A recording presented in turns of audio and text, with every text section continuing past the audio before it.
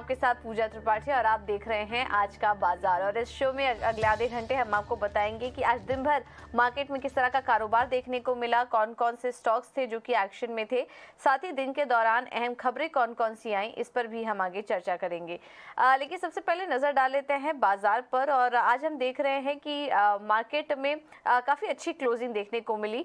Market बंद होते होते निचले स्तरों से निफ्टी में एक शानदार बढ़त दिखाई और 18,600 के ऊपर की क्लोजिंग आज निफ्टी में हुई, 110 अंक ऊपर। वहीं बैंक निफ्टी की भी बात करें तो यहाँ पर भी आज रिकॉर्ड लेवल दिखे। 44,000 के लेवल्स को कहीं ना कहीं टेस्ट करने की कोशिश कर रहा था, लेकिन रिकॉर्ड लेवल्स ही आए निफ्टी में भी और 237 अंक ऊपर बैंक निफ्टी ने क्लोजिंग दी है। इसके अलावा सेंसेक्स में भी हमने देखा कि 402 अंकों की बढ़त थी। तो फेड बैठक से पहले हम देख रहे हैं कि बाजार में काफ़ी अच्छा यहाँ पर आज अप मूव देखने को मिला है। अब देखना होगा कि फेड का फैसला कैसे निकलता है, उस पर दुनिया भर के बाजारों का भी रिएक्शन दिखेगा और उस पर भारतीय बाजार भी रिएक्ट करते हुए नजर आएंगे।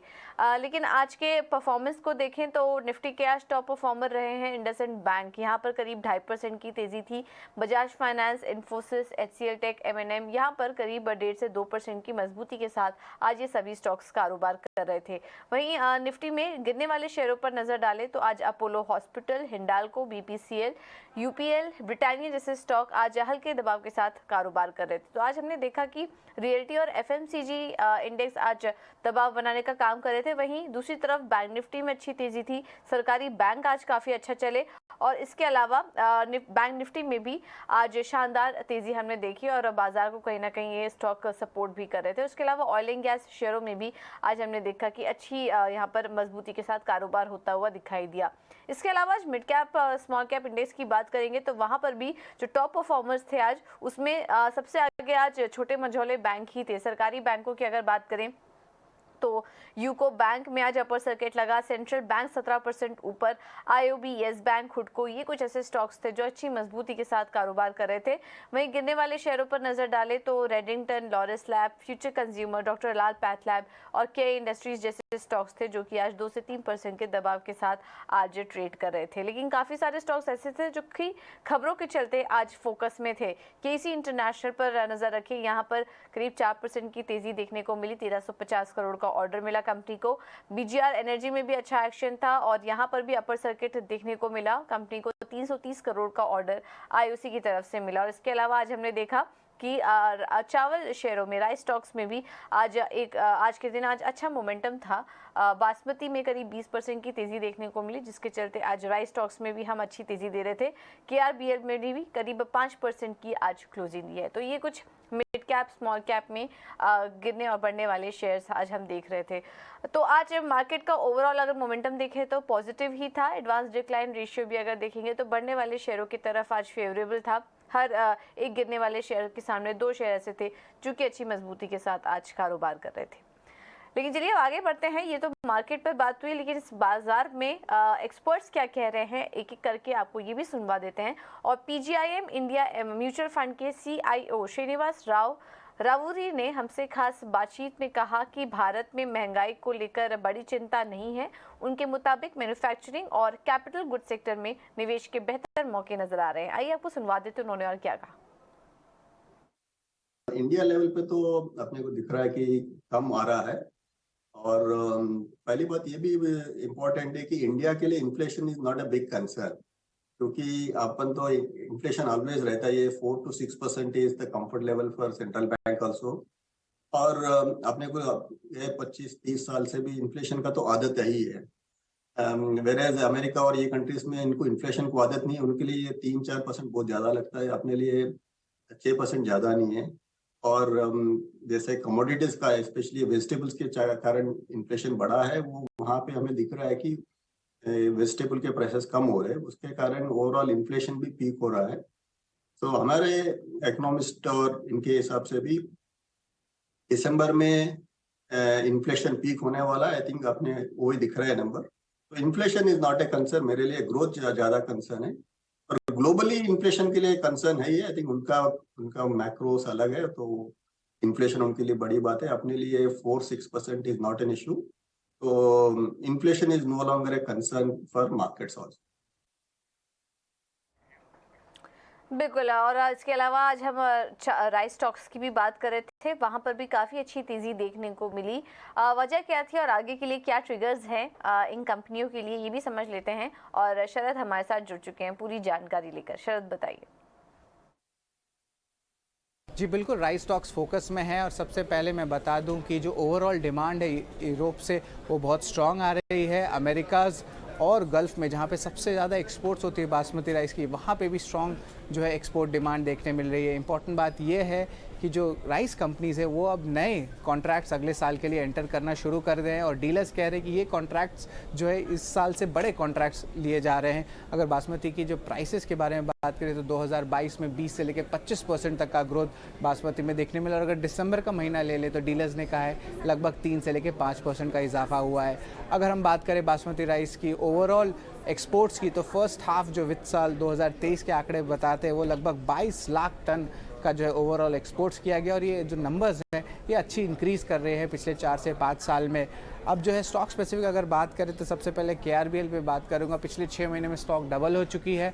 LT फूड्स पे भी है 50% से ज़्यादा रिटर्न देखने को मिला है। और अगर स्टॉक स्पेसिफिक बात करें KRBL में तो नॉर्वे, डेनमार्क, स्वीडन में अच्छी पकड़ है। 68% रेवेन्यू एक्सपोर्ट से आता है और दूसरे साइड अगर LT फूड्स की बात करें तो 15% मार्केट शेयर बासमती राइस में आपको यूरोप में मिलेगा। 68% उनके टोटल रेवेन्यूज़ एक्सपोर्ट से आते हैं और हाल ही में एक इम्पॉर्टेंट स्ट्रैटेजिक डील है कंपनी ने साइन की है सऊदी अरेबिया के साथ। बिल्कुल, बहुत बहुत शुक्रिया शरद आपका ये सारी जानकारी देने के लिए। तो इस वजह से आज हमने देखा कि चावल स्टॉक्स में आज अच्छी तेज़ी देखने को मिली। LT फूड्स भी मजबूती के साथ कारोबार कर रहा था और KRBL में भी आज करीब 5% की तेज़ी देखने को मिली। चलिए अब आगे बढ़ते हैं और कुछ और भी स्टॉक्स पर फोकस करते हैं। और आज GHCL भी फोकस में था और यहाँ पर हमने देखा कि GHCL में भारी गिरावट देखने को मिली। नवंबर में पिछले 1.5 साल में घरेलू सोडा ऐश की कीमतों में गिरावट देखने को मिल रही है। अब इसका कितना इम्पैक्ट कंपनी पर आ सकता है, ये पूरी डिटेल एनालिसिस लेकर वामाक्षी हमारे साथ जुड़ चुकी हैं। वामाक्षी बताइए। जी बिल्कुल, हम देख रहे हैं कि GHCL का स्टॉक आज दबाव में नजर आ रहा है और आइए जानते हैं इसके की ट्रिगर्स क्या है। तो नवंबर में हमने देखा था कि डोमेस्टिक सोडा ऐश प्राइसेस पहली बार डाउनवर्ड रिवाइज हुए थे एक 1.5 ईयर्स में। एनालिस्ट का मानना है कि डिमांड साइड पर भी थोड़े चैलेंजेस उभरते हुए दिख रहे हैं जो पिछले कुछ महीने में नहीं थे और अब आ चुके हैं। तो ओवरऑल ये शॉर्ट टर्म नेगेटिव है GHCL के लिए। इनफैक्ट अगर हम बात करें सप्लाई और डिमांड सिचुएशन की तो सप्लाई थोड़ा सा आउटपेस कर रहा है डिमांड को, ऐसा मानना है। चाइना की रीओपनिंग स्लोअर है एक्सपेक्टेशन से और इसी के चलते हम देख रहे हैं कि सरप्लस सोडा ऐश अवेलेबल हो रहा है इंटरनेशनल मार्केट्स में। इसके अलावा नए कैपेसिटी एडिशंस हो रहे हैं भारत में और चाइना में भी, जिसके चलते सप्लाई बढ़ सकता है और इसका इम्पैक्ट हमें दिखेगा कि सोडा ऐश के प्राइसेस पर थोड़ा आ सकता है।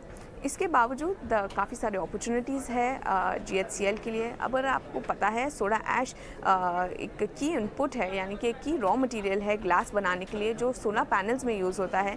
इसके अलावा लिथियम एक्सट्रैक्शन में भी ये काम आता है। तो ओवरऑल अगर हम देखें इनकी जो डिमांड है ये सेगमेंट्स के लिए वो अभी फ़िलहाल कम है, मगर आगे चलते हुए काफ़ी अच्छा पिकअप आ सकता है EVs और रिन्यूएबल्स की जो शिफ्ट हो रही है उसके चलते। तो ओवरऑल अगर हम देखें सब डिमांड सप्लाई मिसमैच के चलते GHCL आज दबाव में है, मगर काफ़ी सारे लॉन्ग टर्म अपॉर्चुनिटीज़ ये स्टॉक के लिए नज़र आ रहे हैं, जिसके चलते हम देख रहे हैं GHCL फोकस में है, मगर आज लोअर सोडा ऐश प्राइसेस के चलते हम देख रहे हैं कि स्टॉक में दबाव नज़र आ रहा है। बिल्कुल, बहुत बहुत शुक्रिया वामाक्षी आपका ये सारी जानकारी देने के लिए। तो GHCL आज करीब 6% नीचे कारोबार कर रहा था। चलिए अब आगे बढ़ते हैं, कुछ और भी स्टॉक्स पर फोकस करते हैं। और ET नाउ स्वदेश की खबर पर मुहर लग चुकी है। टाटा मोटर्स ने टाटा टेक के IPO को मंजूरी दे दी है। इस पर और ज़्यादा जानकारी के लिए चलते हैं अनुराग जोशी के पास। अनुराग बताइए। हमने एक खबर ET नाउ स्वदेश पर नवंबर 16 को ब्रेक की थी। टाटा मोटर्स के एक बोर्ड कमेटी ने अपनी सब्सिडियरी कंपनी टाटा टेक्नोलॉजीज़ का IPO प्लान को इन प्रिंसिपल स्वीकृति दे दी है। उन्होंने कल एक स्टॉक एक्सचेंज फाइलिंग में ये बताया कि टाटा मोटर्स इस आईपीओ के ज़रिए अपना कुछ स्टेक बेचने का प्लान कर सकता है। और टाटा मोटर्स का टाटा टेक्नोलॉजीज़ में 74% भागीदारी है और अन्य भागीदारी कुछ टाटा कंपनीज़ की है और एक सिंगापुर की फ़ंड है अल्फ़ा टीसी होल्डिंग्स, उसकी भी कुछ भागीदारी इस कंपनी में है। अभी ये आईपीओ अहम है क्योंकि ये पहला आईपीओ होगा जब अगर ये आगे इसकी बात आगे बढ़ती है तो ये पहला आईपीओ होगा जो टाटा ग्रुप के किसी कंपनी ने किया है 2004 से। सो 2004 में टीसीएस ने अपने शेयर्स की लिस्टिंग की थी और ये आईपीओ का प्लान ऐसे टाइम आ रहा है जबकि एक और टाटा कंपनी टाटा प्ले ने सेबी के साथ गोपनीय रूप से अपनी ऑफर डॉक्यूमेंट की प्री फाइलिंग कर दी है। अभी पिछले महीने ईटी नाउ स्वदेश ने पर हमने ये खबर भी ब्रेक की थी और हमने कुछ अधिक जानकारी दी थी कि जो टाटा टेक्नोलॉजीज़ की आईपीओ है उसके लिए कंपनी संभवतः अगले तिमाही जो कि जनवरी से मार्च का पीरियड है उसमें अपने ड्राफ्ट रेड हेयरिंग प्रोस्पेक्टस की फाइलिंग कर सकती है और जो अगले वित्तीय वर्ष की पहली तिमाही है जो अप्रैल जून का पीरियड है उसमें शायद ये आईपीओ आ सकता है। ऑलराइट, बहुत बहुत शुक्रिया अनुराग आपका ये सारी जानकारी देने के लिए। चलिए अब आगे बढ़ते हैं और नवंबर में म्यूचुअल फंड ने क्या खरीदा क्या बेचा इसकी भी एक अपडेट ले लेते हैं और सौमित हमारे साथ जुड़ चुके हैं पूरी डिटेल्स के साथ। सौमित बताइए। तो अगर आप देखेंगे तो पहले तो नवंबर महीने में जो कैश डिप्लॉय किया था वो 76% लोअर था on month on month basis. और अगर सेक्टर वाइज हम देखें तो म्यूचुअल फंड्स ने एक्सपोजर ऐड किया है फाइनेंशियल सर्विस और ऑयल एंड गैस सेक्टर में और रिड्यूस किया अपना exposure discretionary and auto ancillary sector में। और कैश लेवल्स की अगर हम बात करें म्यूचुअल फंड्स की तो वो भी कम हुआ है 30 basis points on month on month basis. अब स्टॉक्स की अगर हम बात करें तो लार्ज कैप में आप देख ही सकते हैं जैसे कि ग्राफिक्स दिख रहा है आपको प्लेट में Tata steel, Zomato, NTPC, ONGC और नाइका। बट दो स्टॉक में हाईलाइट करना चाहूंगा वो है एनटीपीसी और नाइका। ये दोनों ही कंपनीज के शेयर प्राइस में वीकनेस देखने को मिली थी नवंबर महीने में और म्यूचुअल फंड्स ने क्लियरली ये अपॉर्चुनिटी में उन्होंने स्टॉक्स शेयर्स ऐड किए हैं इन दो स्टॉक्स के। अब मिड कैप में अगर हम देखें तो 51% रनअप हमें यूनियन बैंक के शेयर प्राइस में दिखा था। बट इसके बावजूद म्यूचुअल फंड ने सबसे ज्यादा शेयर्स यूनियन बैंक के ही खरीदे हैं नवंबर महीने में। और उसके अलावा अगर हम देखें तो डिलीवरी के शेयर प्राइस में भी वीकनेस थी नवंबर महीने में और म्यूचुअल फंड्स ने ये अपॉर्चुनिटी ली है जहां पे उन्होंने स्टॉक्स ऐड किए हैं।